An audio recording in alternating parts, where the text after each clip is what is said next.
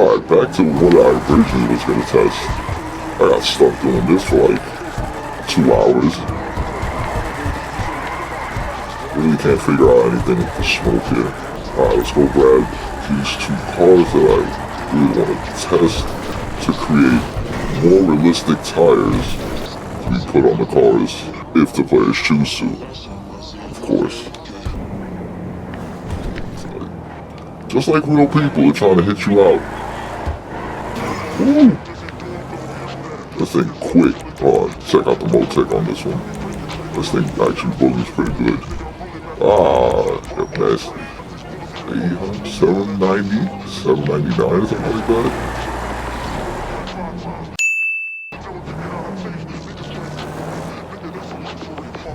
You can imagine what this is, what driving a real scat's like. For the G80, where is it? I might have put it in the garage. Nah, I don't think I put it in the garage. I've never put it. Did put it in the garage. I did put it in the garage. I like 3 rentals going right now. Yeah, here we go. Got this thing. Grabbing this thing since I know what a Q50 drives like. And I know what a G80 drives like. So we're gonna do some tire testing here. Make some pretty good tire combinations. Oh, yeah. Now to make some realistic tires. Get that quick repair in. Ooh, the brakes are so much better. Holy crap. What a bug fix. I probably tune down the offsets now. And so I began. The testing methods were simple. First, get a feel for what the in-game baseline felt like, of which, if you ask me, I would say it's perfect for a Need for Speed arcade-style racing game. But I'm going for something a bit more acetable. So I started with setting the minimum traction to 1.0 with a difference of 5% to the max. And how I came up with these values is really from a limitation of the range engine. One would believe the F traction curve lateral has something to do with the slip angle capabilities of the tires, but it doesn't. In reality, the F traction curve lateral controls how fast the vehicle is able to steer when not using an enhanced steering mod, which I highly recommend if you're like me and treat GTA as an open world driving game. But with that major mystery out the way, a 5% difference between the minimum and maximum traction values gives way for a more realistic slip angle, which is about 4 to 10 degrees depending on a multitude of factors such as tire compound, tire tread, sidewall height, and sidewall stiffness. And I don't plan on implementing a system to simulate those conditions, since being able to change your vehicle wheels would also affect these values. Now, if you've been following along and know anything about tires, it's either you have traction or you don't. The margin between these two is much smaller than you think, hence how I came up with the calculation of having a 5% difference. Anything more than 5% results in exaggerated slip angles, which I'm trying to avoid completely.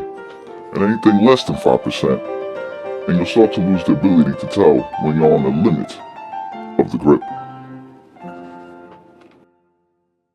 That was a lot, to say the least, after 2 days of testing, and then some writing some code out to get the items into the game, throw them into our database, all that good stuff. We got ourselves Tony's tires. Oh, I am so sorry. Gotta knock you out too. Bow, bow, bow, bow, bow. Okay. Now I gotta hide. I'll be right back.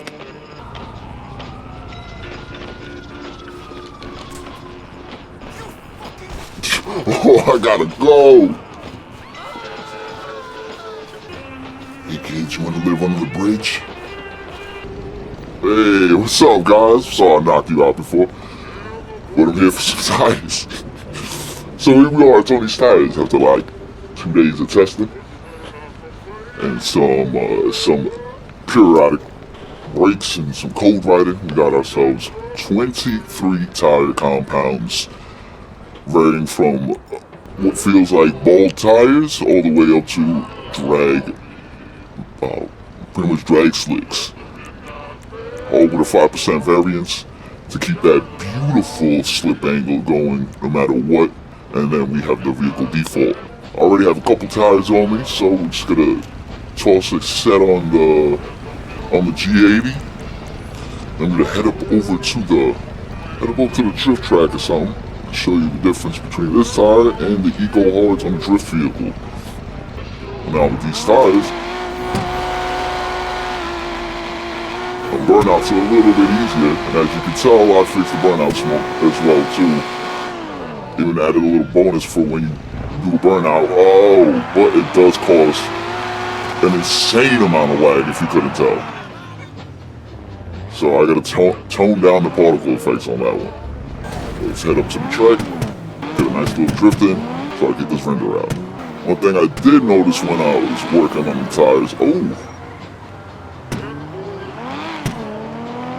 is that it actually does affect your braking distances, just like real tires. Fun fact, if you didn't know, it doesn't matter the size of your brake, it matters the size of the contact patch on the ground.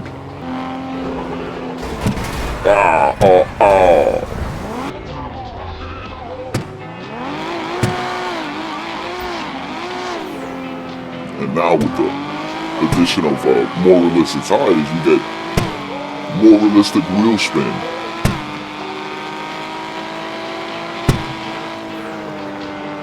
Big brake. Oh no, overshot the turn.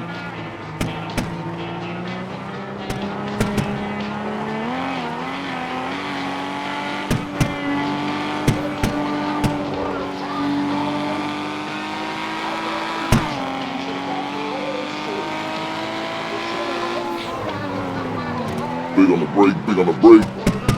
Come around the turn. Go in the second, back in the third. Give it gas. Big on the brake. Back down the second. Cut that left. Feel the edge of the grip there.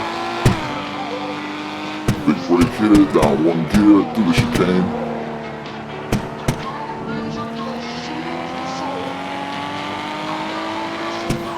Off the gas, light on the brake.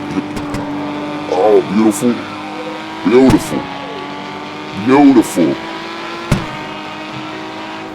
Big on the brake, downshift one more, and to the left, struggling.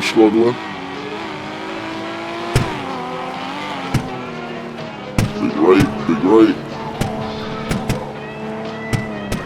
Oh, slid into the dirt, oh well, there we go.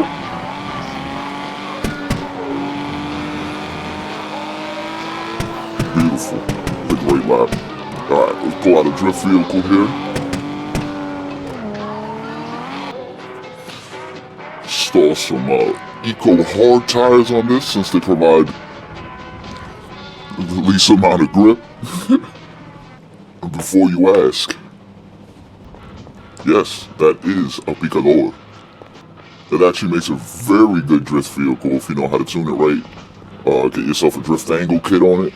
So you can get, 75 degrees, 80 degrees of steering. Not some soft. Throw yourself on some really cheap tires and a good supercharger to make sure you stay within the power band. But this thing is monstrous.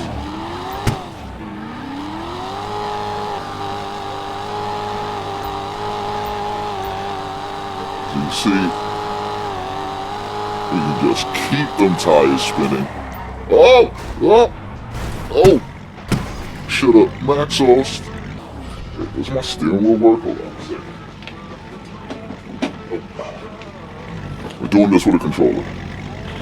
Steering wheel's out right now. I gotta probably change the GUIDs or whatever going to the manual transmission, since I have to restart the computer at some point. Look at that. Oh, flame out. Big on the e-brake, gas it up.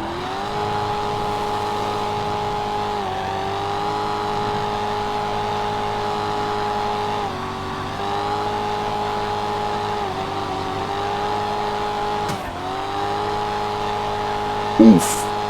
Holding beautiful angle through that whole turn. Look at that. Just beautiful. Bounce it off the rev limiter. Ow, no. Too fast into the turn.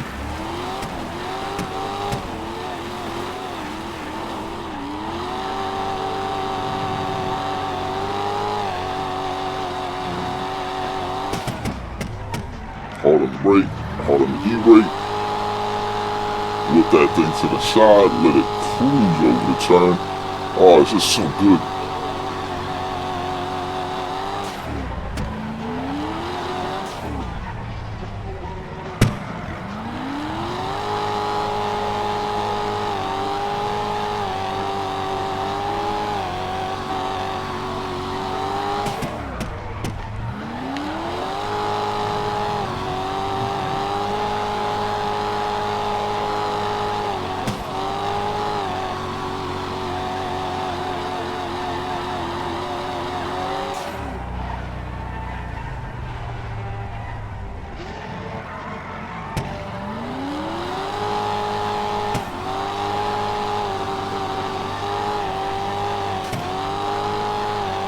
Ooh-wee!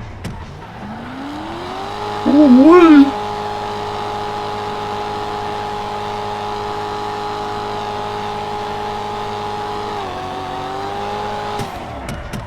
Well, flip it that way. Oh, so good. It's so good.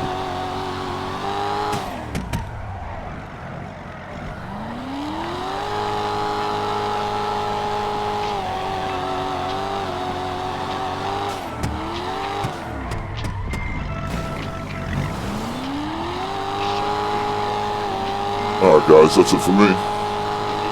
If you made it to the end of the video, consider yourself invited to the server. With that said, hope to check you out in the next one. Bing bong.